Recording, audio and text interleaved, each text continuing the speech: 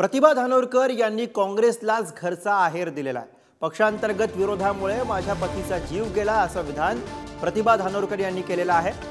बाळू धानोरकर गेल्यापासून पक्षातील लोकच माझ्या विरोधात आहेत असं विधान सुद्धा प्रतिभा धानोरकर यांनी केलं। एक जीव गेला, आता दुसरा जीव जाऊ देणार नाही असंही धानोरकर यांनी म्हटलं।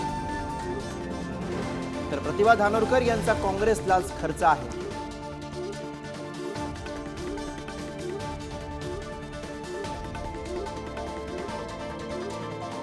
आता बोलत असताना आपण पाहिलं असेल की आमच्या पक्षात अनेक लोक आहे की जे माझा विरोध सतत खासदार साहेब गेले तेव्हापासून करत आहे। या विरोधामुळेच आज माझ्या नवऱ्याचा सुद्धा जीव त्यांनी घेतला आणि माझ्याही मागे ते लागून आहे। पण एक जीव गेला, आता दुसरा जाणार नाही याची काळजी मी घेईल।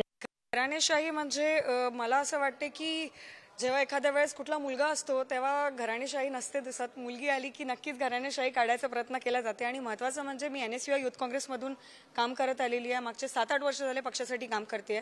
तर घराणेशाहीचा प्रश्न काँग्रेस पक्षाने तेव्हाच जयपूरच्या आमची जी ही झाली होती, कन्व्हेन्शन झालं होतं, त्यामध्येच काँग्रेस पक्षाने क्लिअर केलं की जो व्यक्ती 5 वर्षापासून ऑर्गनायझेशनमध्ये काम करतो आहे त्याला आम्ही घराणेशाही म्हणून बघू शकत नाही, त्याला ऑर्गनायझेशनचा व्यक्ती म्हणून बघितलं जाईल।